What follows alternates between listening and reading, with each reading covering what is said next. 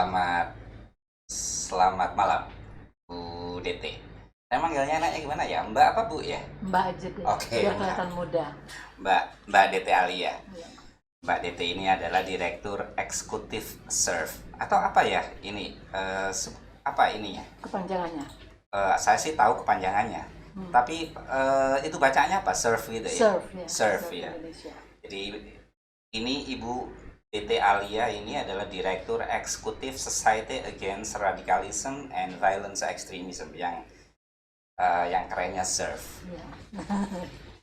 Selamat datang Mbak DT di studio podcast Arahim. Makasih. Saya sih berharap nanti berkali-kali kita kesini. Amin. Amin, amin, amin. Insya Allah. Bu DT ini kan salah satu ekspertisnya itu tentang masalah jaringan terorisme perempuan. Dan saya tahu juga akhir-akhir ini Bu DT juga berjibaku effortful untuk di bidang program deradikalisasi, terutama yang hanya untuk perempuan aja atau ini teroris perempuan saja atau ini campur ya? Campur. Ada remaja, perempuan dan anak. Laki. Laki. Oke, Bu Dete, saya ingin mengawali dengan begini. Menurut data BNPT, ini teroris Indonesia yang masuk kategori Foreign Terrorist Fighters (FTF) yang sekarang ada di camp atau di tempat pengungsian ya. Ini belum yang udah kategorinya deportan, returnees, ini yang masih ada di sana. Ini data di BNPT itu ada 422 orang. Di mana hampir separuhnya 199 kisarannya ada di situ. Jadi nyaris separuhnya itu adalah perempuan. Ini fenomena apa? Selama ini kita tahu bahwa terorisme itu fenomena maskulin. Ya. Fenomena maskulin. Tapi ternyata data mutakhir. Data mutakhir kalau nggak salah insya Allah. Itu nyaris separuh dari fighters kita yang kategori teroris itu adalah perempuan. Apalagi kalau kita misalkan agak sedikit kita kembali ke peristiwa terorisme bom gereja di Surabaya tahun 2018 dan itu jelas-jelas bahwa di sana melibatkan perempuan. Ini fenomena apa, Mbak Dete? Keterlibatan perempuan dalam iya. ya. Oke. Jadi saya melihat udah ada shifting landscape terorisme kita ini berubah. Kalau dulu pada zaman awal-awal ketika JI mulai menunjukkan keberadaannya dan aksinya, itu aksi pengeboman ini memang menjadi domainnya kaum lelaki. Jadi sangat maskulin dan bukan cuma pelaku tapi pihak aparat pun juga yang menangani kasus ini juga pada umumnya lelaki. Tapi setelah lahirnya sebenarnya ada juga perempuannya pada masa periode JI. Tapi peran perempuan itu sangat sedikit. Perannya sedikit dan jumlahnya juga sedikit. Tidak banyak seperti zaman sekarang. Nah, ketika ISIS muncul dan dia membuka ruang bagi perempuan untuk ikut berpartisipasi lah ya dalam gerakan mereka membuka keran selebar-lebarnya. Nah, itu perempuan banyak yang masuk. Perempuan banyak masuk karena banyak hal ya. Saya melihat gini, mereka adalah orang-orang yang sengaja direkrut sebenarnya. Sengaja direkrut melalui media sosial. Jadi melalui media sosial, melalui media offline, pengajian dan arisan kayak gitu. Nah, mereka sengaja memang ditargetkan menjadi pasukan, menambah pasukan, karena mereka sebenarnya butuh pasukan. Karena kalau misalnya dia ada tapi dia tidak ada pendukungnya, tidak ada personelnya, kan dianggap lemah kan? Nah, jadi perempuan ini juga fungsinya bukan cuma untuk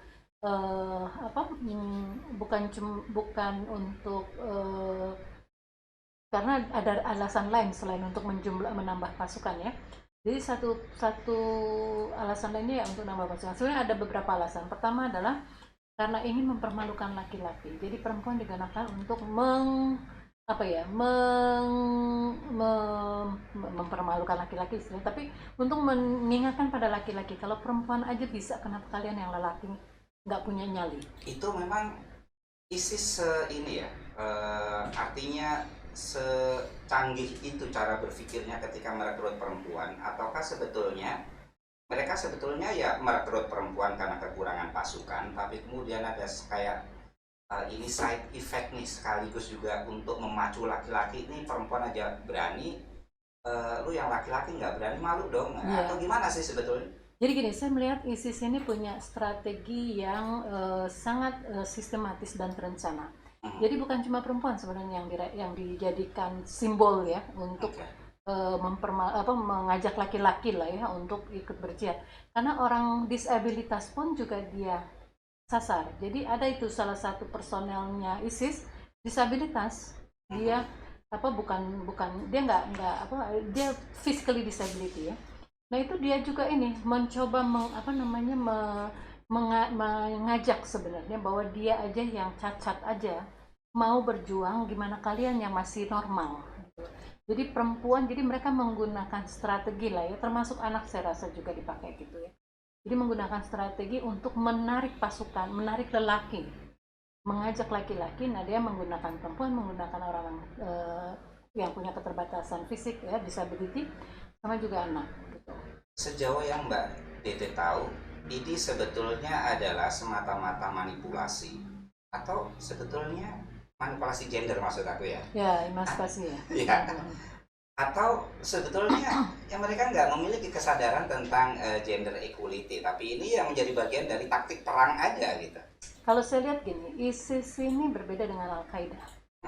Kalau Al-Qaeda itu secara pengetahuan agamanya lebih kuat, sehingga dia melihat bahwa itu bukan domainnya perempuan, karena perempuan menurut aturan Islam itu tidak pada posisi seperti Iya, itu. aturan Islam menurut Al-Qaeda ya. Aturan Islam menurut Al-Qaeda, dalam perang itu perempuan dan perempuan dan anak-anak justru harus dilindungi, bukan mereka menjadi pemainnya. Nah, tapi ISIS kayaknya pemahaman agamanya saya pikir apa nggak dalam atau gimana, karena dia menggunakan perempuan, dia mengajak perempuan, itu satu dari bagian strategi perangnya. Artinya gini, perempuan itu dijadikan sebagai strategi perang untuk melindungi mereka dari pihak musuh ya, karena kan orang tidak menyangka kalau perempuan bisa melakukan itu. Jadi itu satu strategi perang, kedua untuk mempermalukan laki-laki, ketiga juga untuk yang tadi menambah pasukan. Jadi sebetulnya. Tapi ya ada juga yang saya dengar ya. Iya. Ya itu mereka untuk ini aja, budak seks juga gitu loh. Oke.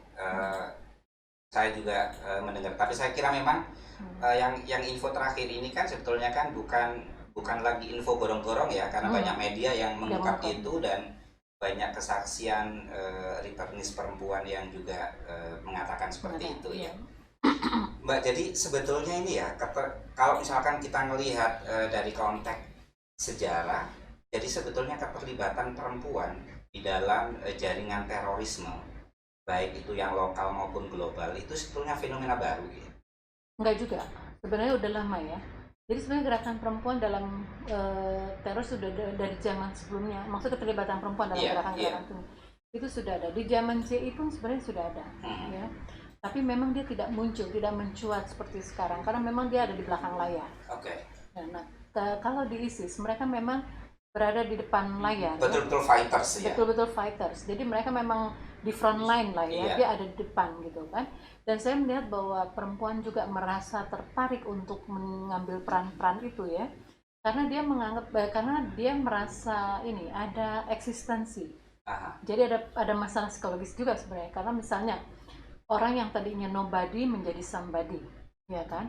Nah itu kan membuat orang menjadi kepercayaan dirinya tumbuh, ya kan? Dan dia merasa senang, karena saya melihat gini, mungkin orang ini dulu bukan siapa-siapa, tapi ketika dia kawin dengan salah satu di desa itu, dia adalah pimpinan di kelompok itu, suaminya ini adalah pimpinan. Nah ketika perempuan si suaminya meninggal, si istrinya kemudian yang menjadi pengganti, jadi termasuk orang yang dihormati, jadi status dia seperti suaminya. Nah saya pikir itu kan juga akan membawa efek secara psikologis kepada si istri ya. Jadi dia merasa, dia diakui, dihormati kayak gitu. Nah itu terus kemudian dia jadi pemimpin di kalangan, dan yang dipimpin itu ya laki-laki Iya, gitu loh. iya. Nah jadi saya pikir eh, akhirnya kesadaran itu, kepercayaan diri itu muncul ketika dia merasa bahwa oh dia bisa gitu kan. Iya. Kayak gitu. Saya ini pertanyaan saya berikutnya ini nggak esensialis tapi ini tipikal saja ya. Hmm. Eh, itu kan secara umum tipikal nih ya, tipikal perempuan itu kan dia jangankan membunuh itu melihat darah saja Nggak kuat. nggak kuat, Hmm. kayak gitu ya. Hmm. Nah, kalau rekrutmen itu terhadap laki-laki itu kan narasinya kuat sekali, Hmm. karena kalau kamu mati kamu akan mendapatkan bidadari, pas kayak gitulah ya. Ya, itu sudah bidadari ya. Bidadari entah berapa, 72 atau berapa ya, terserah mau kelipatan juga ini. Iya, iya, iya. Itu narasinya kuat untuk menarik laki-laki. Nah itu heran bagi saya itu bagaimana perempuan-perempuan apalagi dengan jumlah yang seperti ini itu, saya kira rekrutmennya itu more or less menjadi 50-50. Artinya narasi yang diberikan ke perempuan sampai bisa ditarik itu kan juga sekuat narasi yang diberikan laki-laki ya. Itu gimana itu? Kalau yang perempuan dia ini syafaat. Jadi kamu kalau meninggal karena dia nggak ada bidadara kan? Iya. Tidak disebutkan ada bidadara. Nggak ada bidadara. Ada bidadari doang ya kan? Nah jadi kalau ke perempuan itu syafaat. Jadi kalau kamu mati syahid, maka kamu bisa memberikan syafaat terhadap 40 orang terdekat, gitu kan? Jadi, nah itu dia merasa apa? Oh ternyata dia bisa menarik keluarganya juga ke surga, Iya. gitu kan? Iya. Nah jadi bukan cuma dirinya yang bisa ke surga, tapi dia bisa memberikan syafaat juga buat orang-orang yang dia cintai. Nah kayak kasus salah satu napitar kita ya napitar dia, itu kan dia mau melakukan itu karena janji syafaat itu. Karena ada dia bilang kalau kamu meninggal mati syahid, dia kan jadi pengantin ya. Pengantin, tahu ya artinya pengantin. Iya, iya. Ketika dia bersedia menjadi pengantin, nah kalau dia meninggal mati syahid, maka dia bisa memberikan syafaat kepada orang-orang yang dia cintai, 40 orang yang dia cintai. Iya. Nah dia ini sangat sayang sama ibunya. Dia sangat sayang sama ibunya karena dia melihat ibunya kerja keras mati-matian mencari banting tulang ya, Iya. untuk menghidupi keluarga. Nah sebagai anak, ini dedikasi dia, hadiah yang bisa dia beri untuk ibunya itu, yang termahal hadiah yang nggak bisa dibelikan surga. Iya. Ya kan? Nah dia berharap ini hadiah terindah lah ya, yang bisa dia berikan kepada ibunya. Jadi itu salah satu. Tapi itu bukan terbatas pada perempuan Pak loh Mas ternyata. Karena ada 2 anak kita. Ini dia terhitung bukan orang dewasa ya, masih agak remaja ini. 2 orang itu juga melakukan bersedia mati syahid di Irak sana, di Syria sana juga. Itu karena syafaat juga. Jadi dia dari keluarga yang satu ya karena bagi remaja mungkin kalau motivasi bidadari kayak gitu belum ini ya, yang belum satu udah kawin. Yang satu udah kawin, jadi cukup istrinya aja lah bidadari. Nah yang satu kan belum nih, iya, ya kan? Iya. Jadi mungkin bidadari 72 bidadari tidak menggiurkan buat dia, ya kan? Tapi isu syafaatnya ini yang justru menarik dia karena dia sangat cinta kepada ibunya. Saya jadi mikir itu memprihatinkan karena ternyata motivasi itu bisa sangat lembut, bisa sangat mulia gitu ya. Dan kemudian saya membayangkan orang-orang ini pasti orang-orang yang pada dasarnya baik ya. Betul. Baik. Betul. Dan kemudian ditarik sedemikian rupa dengan isu-isu seperti itu ya. Ya. Itu saya nggak tahu harus ngomong apa gitu. Ya. Kalau melihat dari 3 kasus ini, yang karena ibunya ini kan, karena maksudnya bakti dia terhadap orang tua, kita mikir oh ini sebenarnya anak-anak baik yang salah jalan, ya kan? Anak-anak baik yang ingin memberikan hadiah terindah buat ibunya, tapi dengan cara yang salah. Saya pikir mengebom itu kan bukan perbuatan yang baik, membunuh orang ya, bukan perbuatan yang baik gitu loh. Nah anak-anak ini juga dia tidak paham politik luar negeri ya. Maksud saya mungkin mereka diprovokasi dengan pikiran-pikiran bahwa itu kufur, itu Syiah itu bukan Islam kayak gitu kan. Nah itu mereka terbawa dengan narasi-narasi itu dan termakan oleh narasi-narasi itu sehingga mereka kemudian memutuskan untuk mau melakukan itu. Karena yang satunya yang satu ini kan agak lebih muda ya, masih Iya. kuliah. Yang satu sudah lulus kan, udah lulus lah.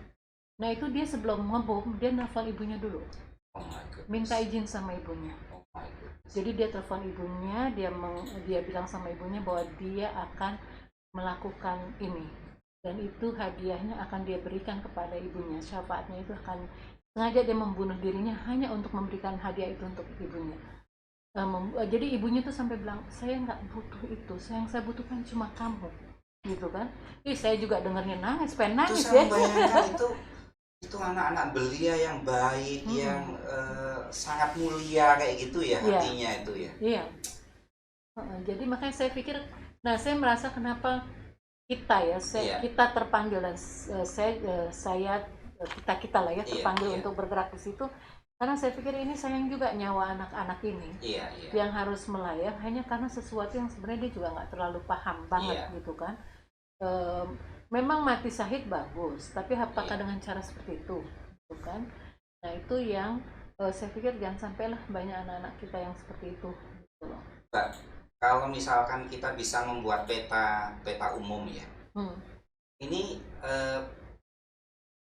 peta umum tentang motif ya. ya, Kita memiliki beberapa waktu yang lalu kita sempat berdebat karena ada video nada hmm, yang menurut aku itu so impressed. ya, Kemudian juga ada Dania.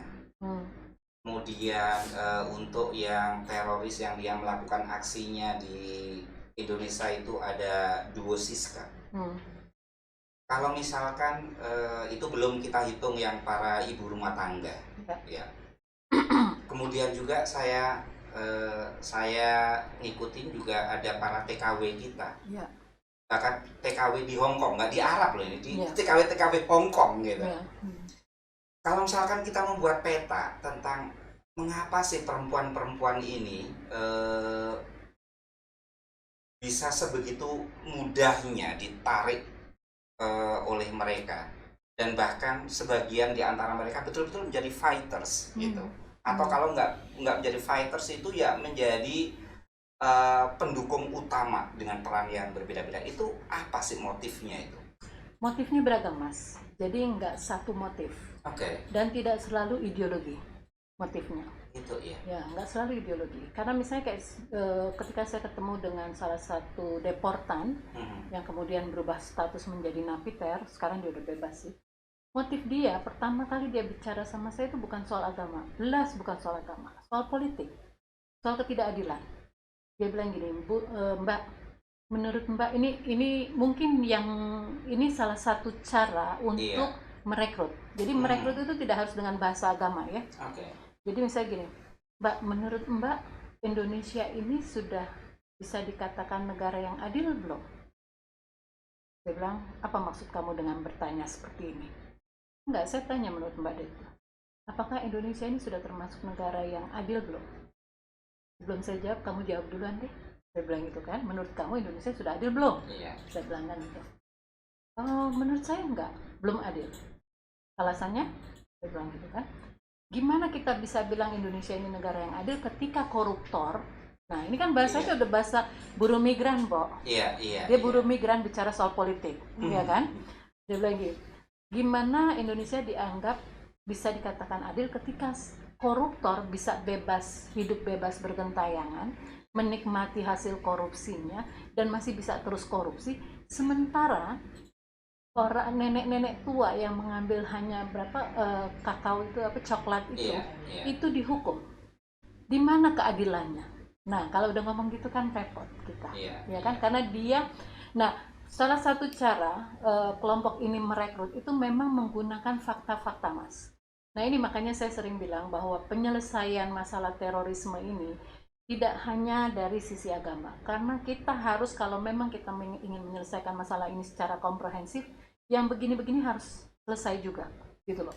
Harus ada sikap tegas terhadap koruptor, harus ada sikap tegas terhadap illegal logger.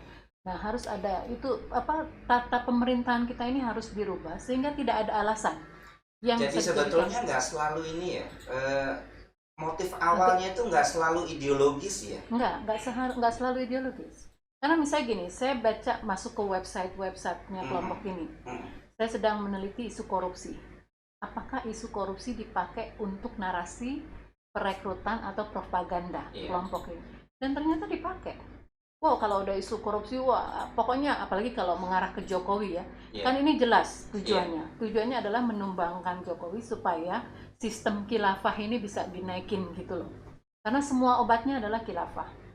Jadi ini sebetulnya ada juga ada juga irisannya dengan HTI, Hizbut Tahrir. Hizbut Tahrir, organisasi di Indonesia ini ada tiga entitas yang menginginkan Indonesia berubah menjadi khilafah, ya kan?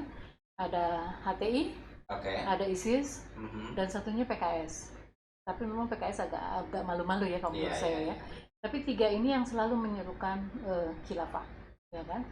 Nah, jadi irisan dengan berbagai cara masing-masing dengan strategi yang berbeda-beda, ya kan? Yang satu mungkin lewat partai politik praktis, yang satunya lewat organisasi keagamaan yang mengaku bukan kelompok teroris karena dia tidak menggunakan kekerasan memang. Nah, kalau yang satu ini memang kan menggunakan kekerasan ISIS ya. Jadi tiga ini sebenarnya punya goals yang sama. Jadi diam-diam kita ini sebetulnya dikepung ya oleh kelompok yang menginginkan Indonesia berubah menjadi khilafah atau ya negara Islam secara umum ya. Jadi dari jalur politik formal ada, dari kelompok yang selama ini lebih banyak bermain di retorika tanpa kekerasan, dan juga ada yang dari kelompok kekerasan. Jadi kita sedang dikepung sebetulnya ini, Mbak Tete. Sebenarnya strateginya kan kelihatan tuh, bertiga ini kelihatannya beda-beda strategi kan, tapi goals-nya sama, ya kan? Seruannya sama. Kalau sedang ada event gitu, pasti mereka ini, elemen-elemennya ya dari itu ya. Makanya saya bilang gini, ketika saya membedakan antara goals JI dan Al-Qaeda dengan ISIS, saya bilang ini sebenarnya semuanya sama aja, cuma dagangannya yang beda. Cara marketingnya, package-nya yang berbeda. Beda. Yang satu jualannya syariah Islam, yang satu jualannya khilafah, ya kan? Jadi saya pikir ya tergantung kita mau beli apa enggak, gitu kan? Nah, rupanya banyak pembelinya di sini. Ya ini kan sebenarnya jualan, yang dia jual, dan ternyata banyak pembelinya di sini. Mbak, saya jadi ada sesuatu yang ini menurut saya begini. Mengapa misalkan ketika mereka tidak puas dengan keadilan, jadi keadilan diangkat. Ketika mereka tidak puas dengan masalah kesejahteraan karena banyaknya koruptor, kasus-kasus korupsi, lalu mengapa pilihannya mereka bergabung dengan kelompok teroris itu? Nah, ya. Apa ini jembatannya itu ada di mana? Karena gini, mereka bilang gini, saya dulu juga sempat nanya, kenapa kamu pilih kelompok itu? Kenapa tidak misalnya mengambil jalur, ketika saya diskusi ya dengan teman-teman narapidana, mantan napiter ini, saya bilang, masalah kamu itu sebenarnya apa sih sampai kamu memilih jalan ini? Gitu kan? Dia bilang, ya ini karena Indonesia tidak adil, tidak Islami, tidak banyak korupsi kayak gitu-gitu. Kita tidak setuju dengan demokrasi karena demokrasi itu yang menyuburkan praktek-praktek yang seperti ini, ya kan? Demokrasi itu menjadi kayak fertile ground lah ya, untuk penyakit-penyakit ini tumbuh, gitu kan? Bibit yang seperti ini tumbuh, korupsi dan semacamnya itu. Saya bilang oke. Terus pilihan kamu bergabung dengan kelompok itu, pilihan kamu untuk menyelesaikan masalah negara ini bergabung dengan kelompok itu. Kenapa? Saya bilang gitu. Ya karena kita akan lewat strategi perangnya ini, kita akan merubah itu dengan cepat. Saya bilang, kamu dan saya sesungguhnya kita punya masalah yang sama. Saya bilang, saya juga tidak puas terhadap negara karena ketidakadilan, karena korupsi. Pokoknya sama deh, apa yang menjadi keluh kesah kamu itu juga menjadi keluh kesah kami. Tapi cara kami adalah tidak dengan seperti kamu. Kita nggak mau menggunakan kekerasan, tapi kita misalnya kita datengin DPR, kita lobby, kita hadapin siapa yang itu kan. Bahkan kalau perlu demo ya demo aja gitu. Kita demo, kita nggak puas kita demo ya kan. Nah, jalan-jalan itu yang kita pilih. Nah, kenapa milih jalan itu? Dia bilang gini, strategi kamu mah nggak berubah apa-apa, kelamaan. Saya bilang, strategi kamu kelamaan, katanya nggak seru. Saya bilang gini, oke, kalau strategi yang kita pilih kelamaan, apakah menurut kamu strategi kamu benar? Maksud saya tanya, apakah dengan ngebom sana sini, Indonesia sudah berubah? Saya bilang, seperti yang kalian harapkan? Enggak sih. Nah, sama aja. Saya bilang. Saya bertanya kayak gini tuh Mbak Deta ya. Saya membayangkan seperti ini. Kalau bagi orang yang motifnya bergabung dengan jaringan teroris, itu karena sebegitu logisnya di awal. Itu mestinya berbeda dengan orang yang bergabung dengan jaringan teroris yang sejak awal itu ideologis. Karena menurut saya untuk yang kelompok 2 ini ideologis itu di mana-mana ya menghilangkan ini rasionalitas, merendahkan rasionalitas. Orang akan didoktrin. Apakah kemudian orang-orang yang seperti ini ketika bergabung dengan ISIS berangkat ke Syria sana, itu apakah orang-orang yang berpikir cerdas di awal kayak gini lebih punya kemungkinan mereka untuk melihat situasi di sana dengan kritis dan membuat keputusan untuk balik, atau sebetulnya nggak ada ketika mereka udah berada di sana? Bukan cuma orang cerdas, orang nggak cerdas pun, maksud saya yang levelnya orang-orang biasa aja ya, kelas menengah bawah lah ya. Tapi kalau dia kritis, itu juga akan merubah cara berpikir dia sekalipun dia sudah diindoktrinasi ya. Karena ada kasus juga nih Mas, ini mantan ISIS ya, mantan ISIS, dia cuma orang pedagang biasa lah ya, pedagang street vendor lah, kaki lima ya kan, kaki lima.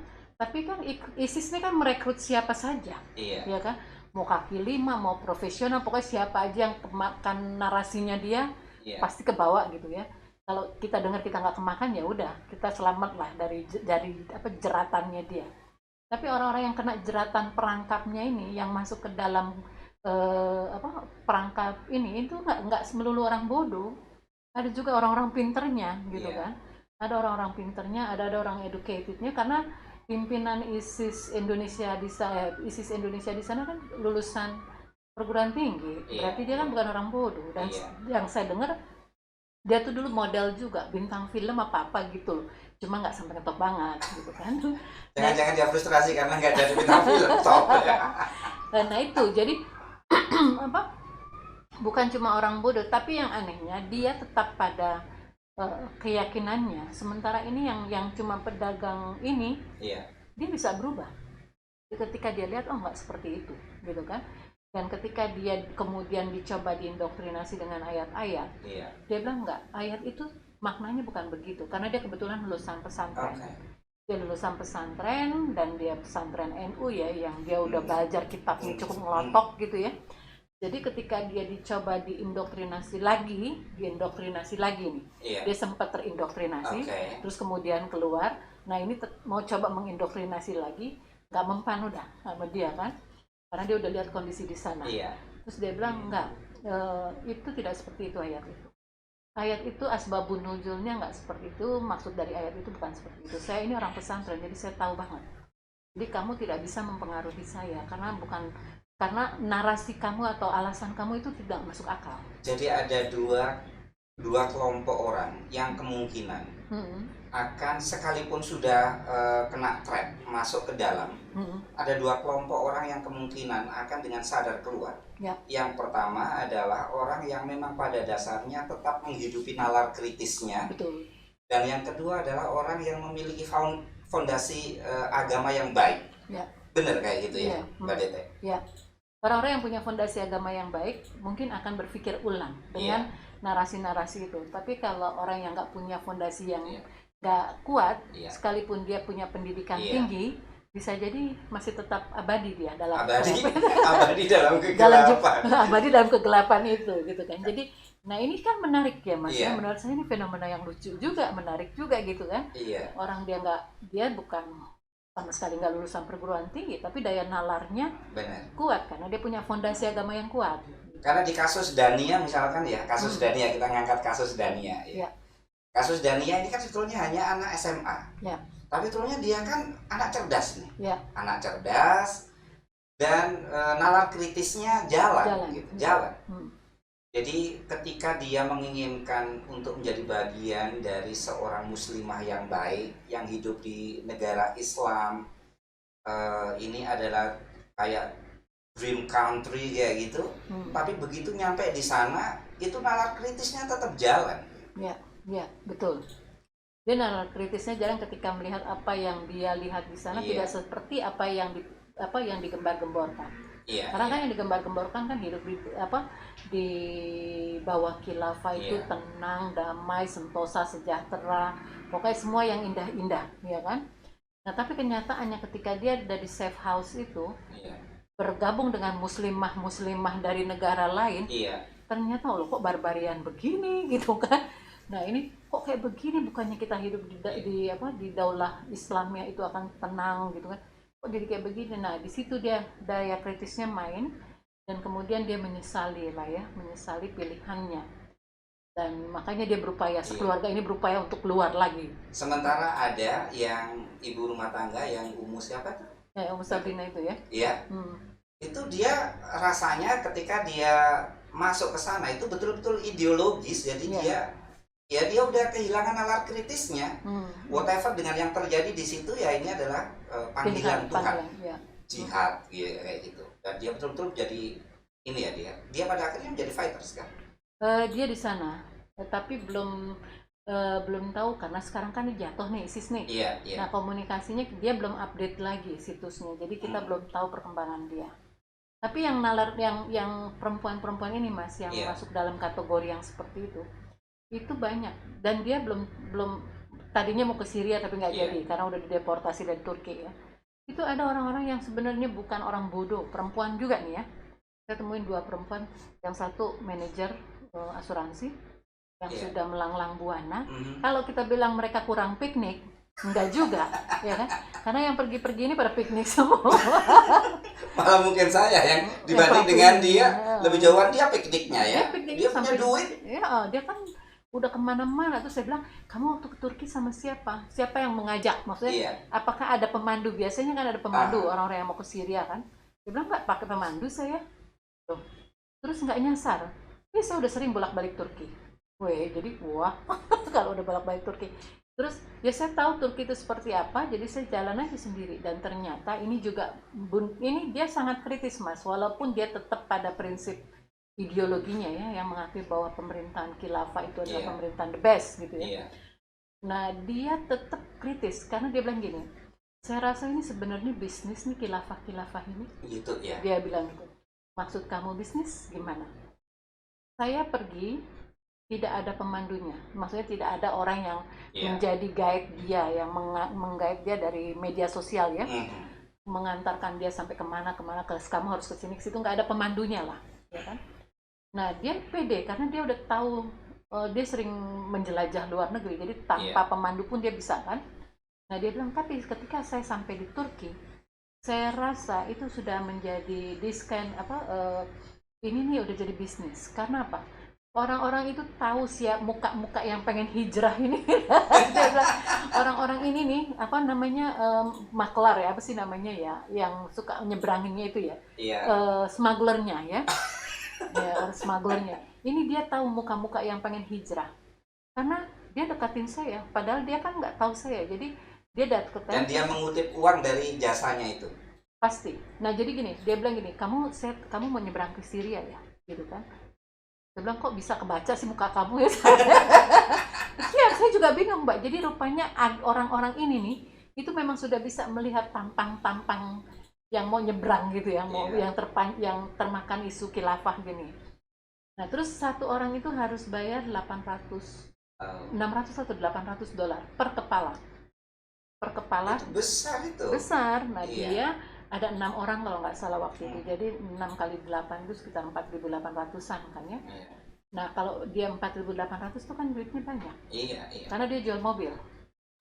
Dia bukan orang miskin, rumahnya aja harganya 1M kan. Nah, itu terus dia bilang ini bisnis, jadi sebenarnya penyeberangan ini, menyeberangi perbatasan ini sudah menjadi bisnis, udah nggak murni lagi perjuangan gitu. Tapi akhirnya Bayar dia. Si orang ini kemudian kembali. Dia bayar untuk nyebrang, Iya. tapi dideportasi di Oh, perbatasan.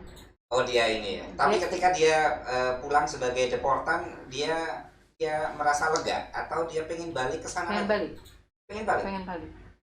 Makanya ketika dia ngelihat keluarga How? dan ketika dia karena dia masih kuat, dia masih dengan Oh, keyakinannya oke. bahwa Indonesia ini udah nggak bener Mhm. dan dia tidak merasa nyaman tinggal di negara yang kufur ini.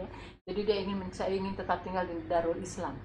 Temuan-temuan Mbak Dete ini menarik karena ada yang mengatakan begini, eh, menjadi teroris itu sama sekali bukan rational choice, bukan pilihan rasional, tapi itu semata-mata karena dorongan satu teologi yang disebut dia sebagai teologi apokaliptik. Jadi ya apapun ini urusan hidup mati, ini urusan baik buruk, ini urusan surga neraka. Saya kira kalau dihadapkan dengan beberapa kasus, nggak semuanya kayak gitu kan? Nggak semuanya kayak gitu. Nggak semuanya, karena ya contoh kasus Dania misalkan. Ya dia ke sana itu ya betul-betul itu rational choice. Rational choice karena dia pengen hidup sejahtera aja. Dan begitu nyampe di sana dia ngelihat ini nggak bener nih. Ya ketika dia kembali sekalipun kategorinya deportan ya. Ya tapi dia dan senang. Jadi ya betul-betul rational choice itu bagi orang-orang ini ya. Nah ini ada juga yang menarik yang saya pengen dengar dari Mbak Dete. Itu para TKW kita itu loh Mbak Dete. Yeah. Itu para TKW kita itu gimana bisa sampai terjebak dalam jaringan terorisme itu gimana? Itu yang saya sedih juga ya. Kita sebagai warga dia kan tetap saudara kita. Iya. Apapun itunya dia profesinya ya. Iya. Nah dia ini sebenarnya kalau saya melihatnya ya Mas ya, dia memang ditarget. Oh gitu. Jadi menurut kacamata saya mereka itu ditarget. Memang kalau saya lihat gini, ISIS merekrut orang itu bukan asal pilih, tapi dia memang sudah punya skema. Siapa yang akan direkrut, kelas mana yang akan direkrut, strateginya apa untuk merekrut.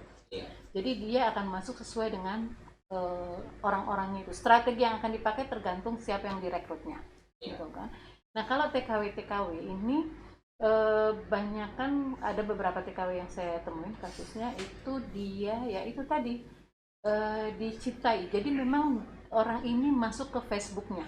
Okay. Dia nge-add dia. Tapi itu nge-add-nya bukan nggak sengaja gitu, bukan. Saya rasa itu memang di add-nya karena memang orang ini yang sudah dipilih. Udah kasih tanda lah orang-orang yang akan direkrut gitu kan. Udah dikasih tanda silang di pintu rumahnya. Tanda silang. target gitu kan. Nah, jadi dia sudah ditarget memang untuk direkrut dan terus kemudian dilihat dulu nih orangnya tipe kayak gimana. Nah kalau dia misalnya masih single maka ditawarkanlah cinta, ya kan? Tawarkanlah cinta dan buat orang dan yang ngerekrut ini lumayan ganteng orangnya ya, lumayan ganteng. Dan siapa sih yang nggak suka dicintai orang ganteng? Tiba-tiba gitu kan? Iya. Hidup di perantauan, kerja sendirian dan tiba-tiba kemudian ada Arjuna yang mengatakan cinta. Itu kan meleleh ya dia. Meleleh, apalagi selama ini mungkin dia merasa secara psikologis mungkin dia merasa dia second class citizen. Ya kan? Iya. Dibanding kita yang ini mungkin dia merasa dia ya status TKW-nya itu menempatkan dia pada second class citizens ya. Nah, jadi ketika ada lelaki yang menawarkan cinta dan baik hati kayak gitu dia merasa melambung lah ya. Iya. Suddenly become somebody gitu kan become somebody, pokoknya udah kayak bidadari gitu. Kayak Inces lah ya. Kayak Inces kan. Nah, dia mungkin di situ dia mulai akhirnya percaya. Nah, disitulah kemudian disuntikan ajaran-ajaran itu pertama penampilannya dulu harus dirubah. Dia harus pakai pakaian syar'i lah ya, pakai cadar kayak gitu. Terus setelah itu nanti baru pikirannya. Pertama dari penampilan dulu yang dirubah. Kalau penampilannya sudah memenuhi standar, pelan-pelan baru pikirannya dirubah. Kalau kamu mencintai aku sungguh-sungguh, kamu mulai harus pakai jilbab. Kayak gitulah, pakai cadar. Kan itu kan untuk aku, jangan untuk orang yang lain. Iya gitu. Kecantikanmu itu bukan untuk orang lain, lah untuk aku gitu kan ya. Jangan sampai kau dinikmati oleh orang lain. Aduh. Nah yang kayak gitu-gitu tuh Mas. Jadi saya pikir Jadi ISIS ini ngerekrutnya itu bisa melalui narasi apa saja, ya. bisa jalur apa saja ya. Jadi kalau saya lihat gini, saya mengamati ya, Iya. ISIS ini termasuk well design, Oke. well design lah ya planningnya ini. Karena kayaknya dia sudah men-set up, jadi bukan asal comot gitu, enggak. Iya. Saya rasa dia nggak asal comot, dia sudah sudah punya well design planning gitu ya. Iya. Orang-orang apa yang seharusnya direkrut dan tujuan merekrut orang itu untuk apa gitu kan. Terus gimana cara merekrutnya, negara mana aja yang mesti direkrut. Karena gini, saya sering berkumpul di teman-teman dari luar ya, dari luar sana kita di forum-forum itu. Bayangin, strateginya semua tuh polanya sama. Mau di Indonesia, mau di Filipina, mau di Nigeria, mau di Kenya, mau di Bosnia, mau di Australia, polanya sama. Berarti mereka punya blueprint. Dia punya blueprint. Jadi dia punya blueprint perekrutan anggota. Dan itu sama. Bayangkan seluruh dunia yang direkrut ISIS itu semuanya polanya sama. Itu yang sampai saya bilang oke, dia berarti punya blueprint. Kalau dia sampai punya blueprint itu artinya bukan sengaja. Ini memang sudah didesain, ya kan? Karena dia sudah punya perencanaan yang matang. Jadi makanya akhirnya saya bertanya, siapa ini sebenarnya ISIS? Iya. Ya kan? Karena ini begitu rapi dan terorganisir. Kalau mendengarkan penjelasan Mbak Dete sih kayak canggih banget ya. Ini mastermind-nya itu canggih banget gitu ya. Ya karena ketika saya kumpul dengan yang di luar sana ya, mau di Afghanistan, mau di mana, kok sama ya polanya, kok sama narasinya, kok sama strateginya, artinya dan strateginya itu caspleng gitu. Caspleng. Kayak misalnya di Marawi nih, saya ke Marawi kan, saya ketemu dengan anak-anak. Kamu tuh gimana sih direkrutnya? Oh dia masuk ke kampus-kampus. Oh my. Gitu kan, jadi dia masuk ke kampus, terus kemudian ya itu narasi-narasi pemerintah kita. Nah beda situasi mungkin dia harus mencocokkan ya, dimodifikasi sesuai sesuai situasi masing-masing negara. Nah kalau misalnya di Marawi, kita ini kalau pemerintahan Filipina ini kita ini bangsa Moro ini kan selalu dari dulu kan, perlawanannya MILF udah jatuh, ya kayak masuk udah berubah MILF. Nah ini jadi narasi-narasi itu, kita ini bangsa Moro, bangsa yang merdeka, bangsa yang harusnya berdiri sendiri, kayak gitulah. Jadi disesuaikan dengan tempat, tapi jadi, blueprintnya ada, cuma dimodifikasi. Itu menurut saya blueprintnya itu udah kayak payung ya, tapi kemudian kita melihat karena blueprintnya yang gede seperti itu, kita melihat ada sekian banyak motif sebetulnya mengapa perempuan-perempuan itu kemudian bisa direkrut.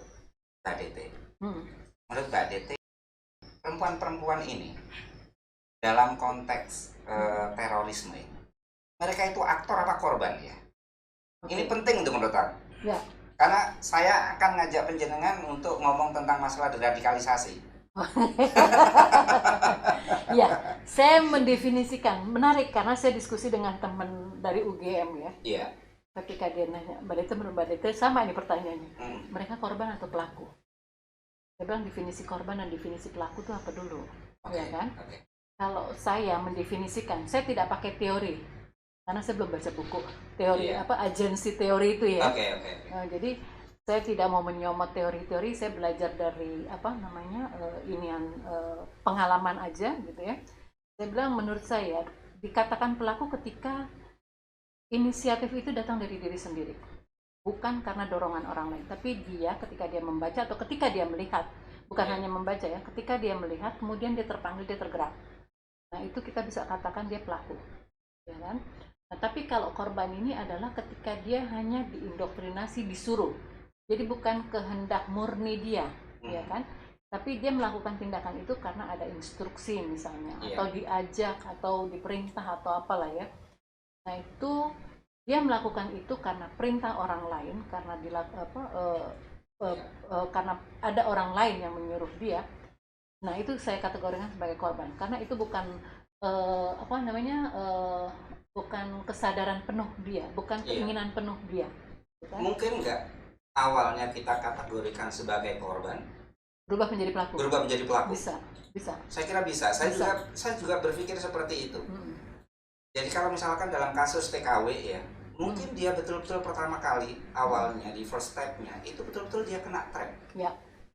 Tapi begitu dia mulai diajarin, dididik, whatever dengan istilah kita apa, indoktrinasi atau apa atau edukasi atau apa, dan kemudian itu menjadi kesadaran dirinya, dia mulai mendefinisikan dirinya, dan kemudian dia mulai melakukan tindakan teror, mau disuruh atau tidak karena itu sudah menjadi kesadaran dirinya. Ya. Saya kira di titik ini dia sudah harus kita anggap sebagai pelaku. Ya.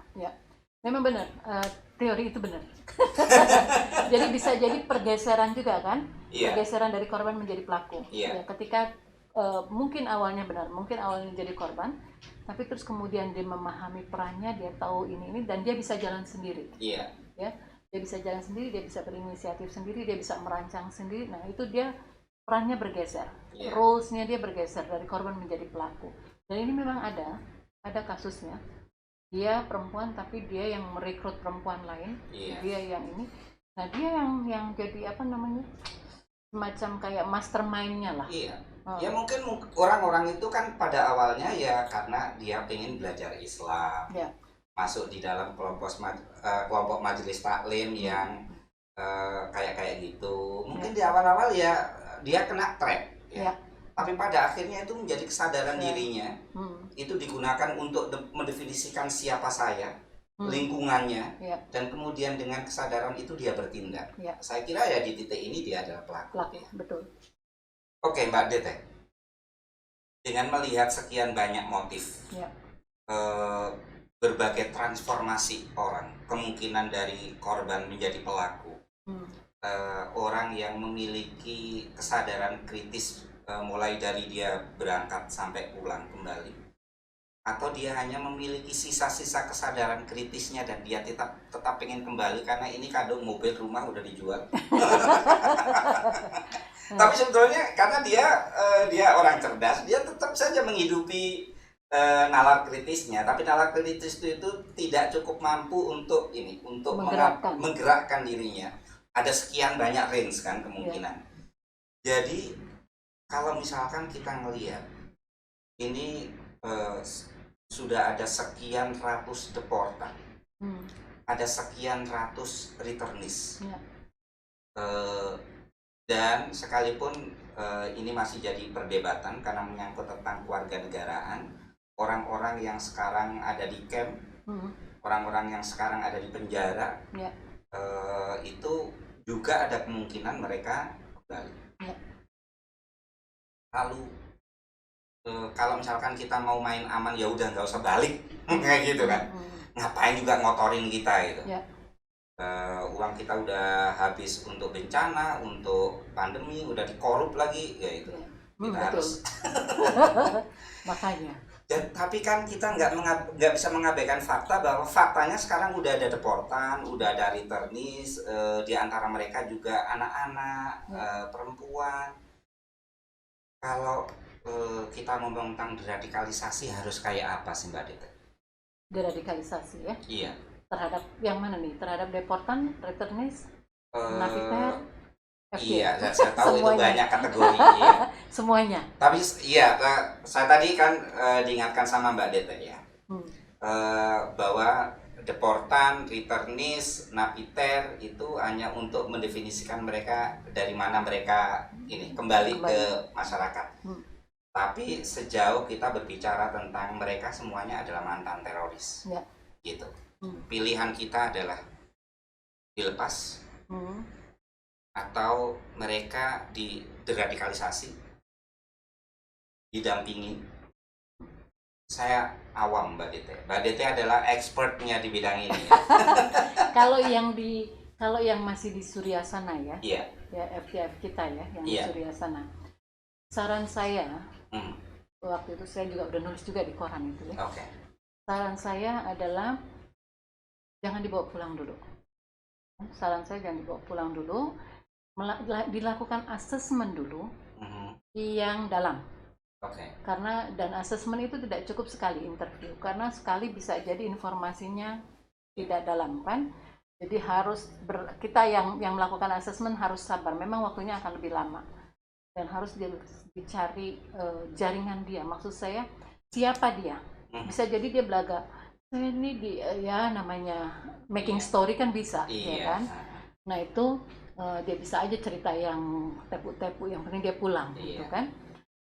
Nah itu jadi kita harus hati-hati, harus jeli. Itu juga yang menjadi perdebatan tentang nada waktu itu ya. Iya, ini sebetulnya betul-betul dia jadi korban atau dia enggak sih, karena ada foto dia menjadi kayak lady fighters gitu, kayak gitu ya. Nah, orang kan debat ini karena dari apa ya? Kalau dari ekspresi mukanya gitu ya, kan, kayak gitu, seolah-olah dia biasa aja tuh, nggak menunjukkan kesedihan atau apa gitu kan. Nah itu makanya kita harus perlu assessment dan saya sarankan ya, assessmentnya itu harus dalam, karena kalau assessment cuma permukaan kita tidak bisa melihat.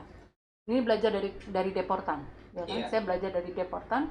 Ketika kita melakukan assessment tidak dalam, kita tidak bisa melihat mengukur radikalismenya dia di level mana. Dan akhirnya kita ketipu. Maksudnya bukan ketipu, kita karena penggalian yang tidak dalam itu kita anggap dia biasa saja. Padahal dia sebenarnya tingkat lebih berat kan. Masih monster ya. Masih monster dia. Jadi tapi kita keluarkan karena kita anggap dia baik-baik saja. Nah, belajar dari pengalaman itu, saya bilang menyikapi teman-teman yang masih di sana nih, orang-orang Indonesia yang masih ada di Syria, kita belajar dari deportan deh, karena pengalaman kita dengan deportan seperti ini. Dan ternyata memang ada beberapa deportan yang merepotkan, walaupun tidak semuanya ya. Tapi ada beberapa deportan yang merepotkan, bukan cuma di Indonesia, tapi juga di luar negeri, karena dia nggak ngebom di sini, ngedembomnya di luar negeri kan. Nah ini kan citra Indonesia juga jadi jelek, ya kan? Nama Indonesia jelek, negara lain dirugikan dengan keberadaan orang kita kan? Ini dari kacamata kita ya. Terus saya bilang lebih baik dilakukan asesmen dulu. Nah ketika asesmen itu sudah didapat, kita bisa bikin kategorisasi. Level orang ini apa, level orang ini apa, level orang ini apa.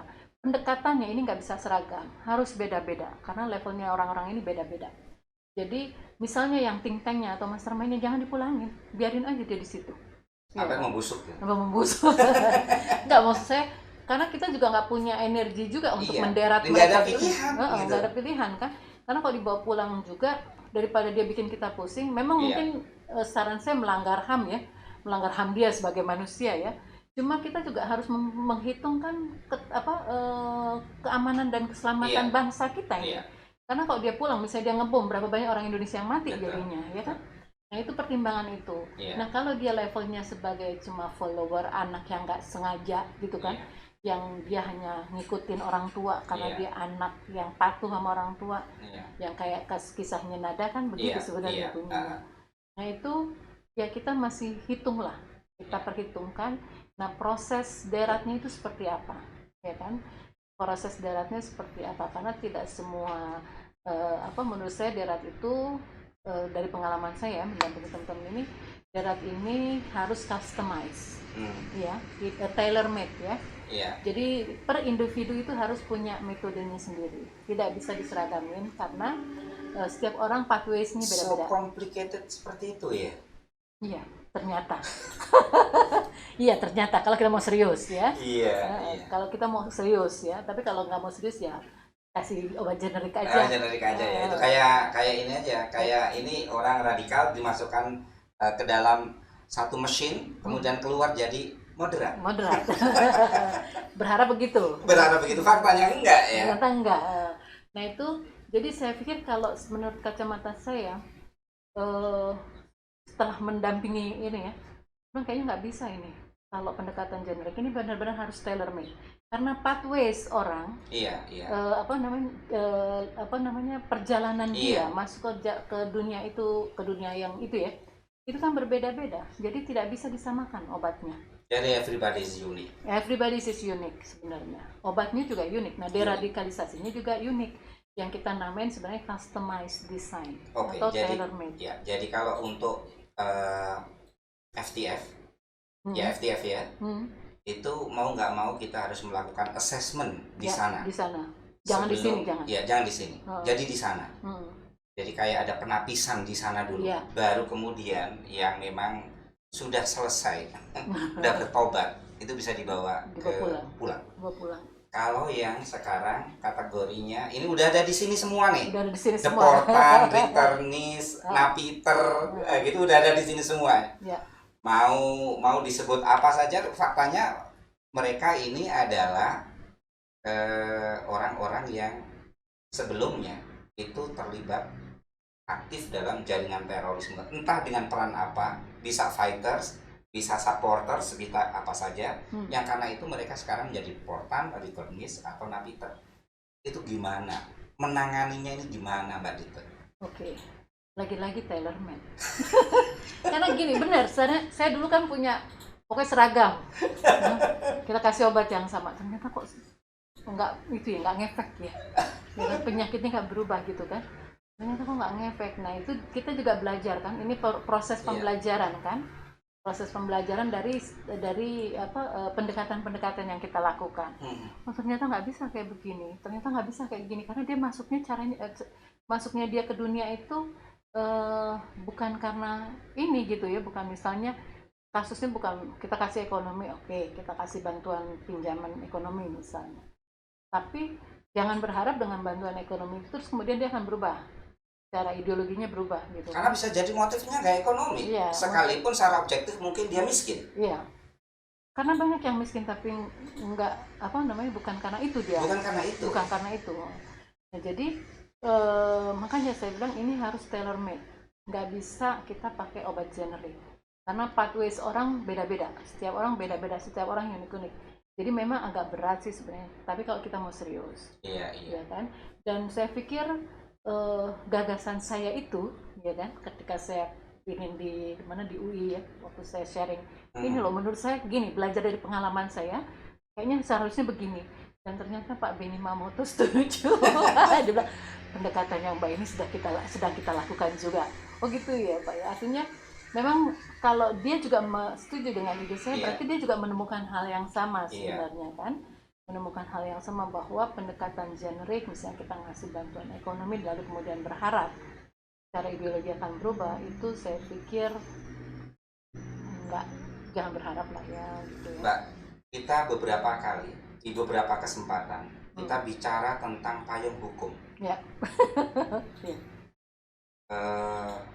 Karena deradikalisasi itu sebetulnya prosesnya bisa sebegitu complicated. Apalagi tadi istilahnya tailor made. Kita nggak bisa kayak orang HTI semua masalah selesai dengan khilafah. Iya.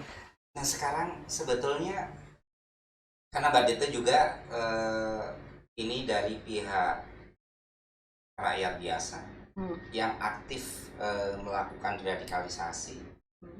Jadi sebetulnya negara ini udah memiliki nggak sih payung hukum yang dengan payung hukum itu kemudian ada semacam blueprint, bukan penanganan ini ya tentang penegakan hukumnya ya bagi orang-orang yang terjerat kasus pidana terorisme, tapi untuk urusan deradikalisasi yang sangat kompleks inilah sejauh yang Mbak Deta tahu kita udah memilikinya nggak? Kalau yang program BNPT kan mereka ada macam-macam pendekatan tuh ya, ada kontraradikalisasi, reedukasi, apalagi saya lupa ya. Tapi kalau untuk pendekatan deradikalisasi sendiri mereka punya dua kan, deradikalisasi dalam lapas dan deradikalisasi luar lapas. Kan?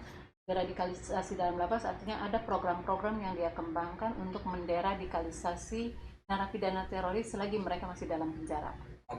Nah, ada juga program-program yang dikembangkan oleh BNPT untuk menderadikalisasi orang yang sudah lepas, orang yang sudah bebas.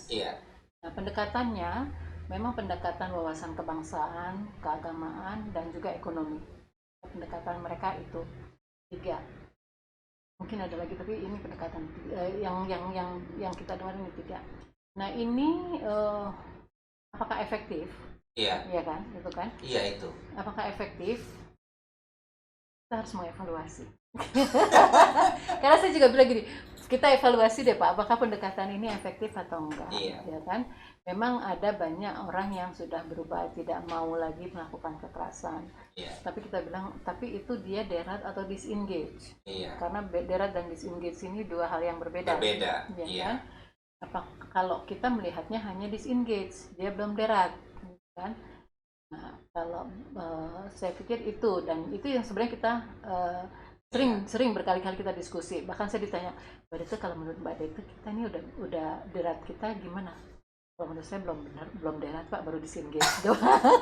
Karena ada kawan-kawan di daerah yang saya tahu yang dia concern di isu ini sampai kemudian melakukan pendampingan eh, pendampingan kawan-kawan yang baik yang napiter maupun yang deportan maupun yang returnis itu ketika ingin membangun sinergi dengan pihak negara itu kesulitan dan di antara dinas sendiri di daerah-daerah itu juga nggak tahu ini sebetulnya kami harus melakukan apa dalam konteks kerangka deradikalisasi seperti apa gitu.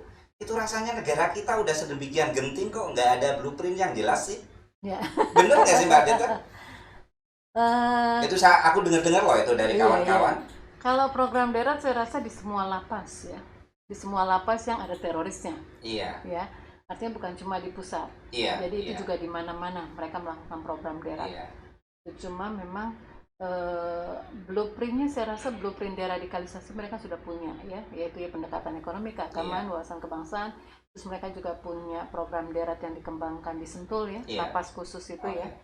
Jadi mereka sudah punya beberapa platform lah ya untuk program deradikalisasi. Cuma menurut saya yang di luar perempuan ini, saya melihat perempuan, nah inilah biasnya ya. Iya. Perempuan, saya tanya, adakah program deradikalisasi terhadap napiter perempuan atau deportan ya, atau returnis lah ya. Yang woman need based gitu woman ya. Need based ya, tapi ini karena dia di dalam lapas berarti kan orang-orang yang kena kasus terorisme ya. Iya. Baik itu deportan yang kemudian berubah status, karena ada deportan yang berubah status dari deportan berubah menjadi napiter, ya kan? Iya. Ya kan? Nah ini kalau kayak gitu artinya kan di dalam lapas, ya kan? Nah tapi untuk perempuan, sejauh yang saya dengar dari pihak lapasnya itu baru program umum, program pembinaan lapas, tapi tidak khusus daerah. Iya. Ya kan, tidak khusus daerah. Pun di luar lapas. Saya tanya ada nggak nih? Ke napiter saya belum lihat ada ya, tapi kalau ke returnnya ada. Returnnya keluarganya Dania kan, keluarga Dania itu dia dapat program deradikalisasi luar lapas, karena dia nggak di lapas kan, jadi deradikalisasi returnee. Tapi yang ayahnya kan ayahnya masuk lapas kan? Ya, sekarang udah bebas dia. Udah bebas. Oke Mbak, saya kira kita udah membicarakan mulai dari ini fenomena panjang lebar ini, kenapa perempuan-perempuan bisa menjadi bagian dari jaringan teroris yang selama ini kita anggap so manly, so maskulin, dan ternyata seperti yang dijelaskan Mbak Deta banyak sekali motif yang melatar belakangi, baik itu yang motif yang mendorong mereka maupun yang menarik mereka. Kalau misalkan ada sesuatu yang perlu didengar oleh publik dari seorang Dete Alia yang expert di bidang terorisme, terutama ini menurut saya ini hot topic karena saya kira sejauh yang saya tahu Mbak Dete ini salah satu orang yang memelopori studi tentang terorisme tapi mengambil ini isu perempuannya, isu perempuan. Apa sih yang perlu kita dengar di akhir pembicaraan kita ini? Oke, gini. Pertama kali saya melakukan studi ya tentang keterlibatan perempuan dalam jaringan teroris. Dan ketika saya menemukan hasilnya bahwa perempuan-perempuan ini ternyata punya peran dalam gerakan ini, saya mengundang orang-orang. Maksudnya saya seminarkan hasil kami lah ya, bukan saya, keren banget saya. Kami seminarkan hasil temuan ini dengan harapan kita bisa melihat petanya, lalu kemudian kita berbagi peran, siapa melakukan apa, gitu kan. Nah yang saya sangat sedih sebenarnya ya, kita itu belum sampai ke tahap adanya kesatuan kita ini semua ya. Di civil society ini belum ada kebersamaan, kita melangkah bersama, punya platform yang jelas, dalam arti kita punya agenda bersama tapi dengan cara yang berbeda-beda. nah itu yang membuat saya sebenarnya agak kecewa ya, karena saya berharap dari hasil studi yang saya share ini Iya. kita bisa memahami peta peran perempuan dalam kelompok Dan ini kemudian bersinergi. dan kemudian bersinergi. Nah, yang saya harapkan seperti itu sebenarnya ya. Nah, itu belum menjadi harapan saya, ternyata tidak menjadi kenyataan ya. Dan itu yang Sampai sekarang. sampai sekarang sedih ya. So sad. Nah, itu dia, makanya saya pikir ya sudahlah, yang penting ya sudah, kalian berjalan di mana, kita berjalan di mana, semoga kita tidak overlap, karena sayang kalau overlap gitu Iya, ya kan, sayang kalau overlap. Jadi ya udah, kalian jalan, kita jalan sendiri-sendiri. So, ya semoga apa yang kita lakukan ini bermanfaat dan bisa menyetop, bisa mengurangi jumlah perempuan yang masuk dalam kelompok radikal ini atau kelompok teroris ini. Karena buat saya perempuan-perempuan ini sebenarnya ketika saya sharing dengan para ibu-ibu ya, kenapa perempuan kok bisa gitu ya. Nah, ini komen para ibu-ibu nih ya. Iya. Dia bilang karena perempuan itu ini Mbak gampang dipengaruhi gitu kan. Gampang tergoda dan loyal, seperti yang kemarin Ibu bilang, loyal dan dedicated kalau udah udah terbawa gitu kan. Nah, saya tidak pengen banyak perempuan-perempuan yang kayak gitu, karena gini, perempuan-perempuan itu gampang terpengaruh, gampang dipengaruhi. Dari diskusi saya ketika saya memfasilitasi acara BNPT dengan para ibu-ibu ya di beberapa provinsi, saya kan membawa kasus perempuan, dan ini pesertanya perempuan. Saya bilang, kenapa, coba apa yang khas dari perempuan sehingga dia mudah untuk dipengaruhi? Dia bilang, ya karena perempuan itu lemah, gampang terpengaruh. Ini perempuan sendiri yang ngomong ya. Lemah, gampang terpengaruh, dan dia kalau sudah terpengaruh itu akan militan gitu, akan kekeh dengan itunya, kuatlah dengan pendiriannya.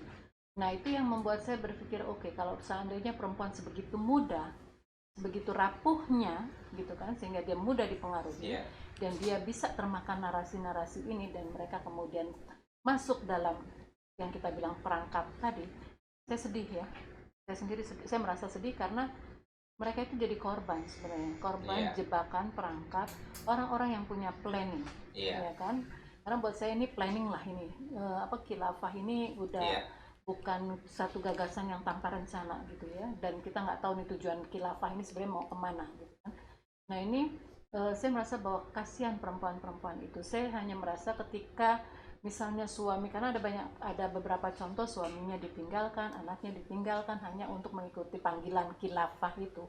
Nah, saya nggak kebayang aja berapa suami yang kemudian harus pasti sedih lah ya, anak-anak sedih, dan orang tua juga sedih, karena ada beberapa kasus ketika saya pulangin anak-anaknya ini, orang tuanya berpikir, ya ampun, masih hidup ya anak saya kira udah mati gitu kan. Nah, ini kan ketika orang tua mengetahui ternyata anaknya masih hidup, dan maksud anak itu menghilang tanpa sepengetahuan dia, itu kan pasti, ketika saya membayangkan ketika anak itu nggak ada, dicari-cari, orang tua berusaha ngontak sana ngontak sini, nyari sana nyari sini, terus akhirnya nggak ketemu, dan akhirnya dia pasrah pada Tuhan dan dianggap ini anak mati gitu ya, atau ini istri mati. Nah, itu saya sudah membayangin gimana rasanya gitu kan. Itu pasti tidak enak untuk orang-orang ini, dan saya tidak pengen itu terjadi. Dan saya tidak pengen gini, sebagai perempuan, saya tidak pengen perempuan-perempuan kita jadi korban, itu aja. Saya tidak pengen perempuan-perempuan kita terperangkap oleh hal yang sebenarnya kalau dia masih pakai logikanya, itu sebenarnya mereka bisa seharusnya tidak terpengaruh. Oke, jadi kalau bisa saya membuat satu wrap up terakhir ini ya, Mbak Dete. Jadi fenomena tentang banyaknya perempuan yang masuk dalam jaringan terorisme ini sebetulnya bukan sesuatu yang kebetulan, tapi ini adalah by design oleh saya melihatnya begitu sih. oleh organisasi teroris yang memang smart untuk merancang ini semuanya. Dan kalau kita bicara tentang motif, macam-macam, mulai dari yang sangat ideologis sampai yang mungkin jebakan awalnya adalah urusan asmara. Betul. Dan oleh karena itu, maka kalau kita hendak melakukan deradikalisasi, itu nggak bisa pakai satu pil. Ya, karena pilnya beda-beda. Pilnya beda-beda. Penyakitnya beda-beda. Pathways-nya beda-beda. Betul. Dan kalau misalkan sekarang ini kita bicara tentang perempuan, kita nggak ngomong tentang masalah kodrati, nanti kita dikritik sama kawan-kawan feminis.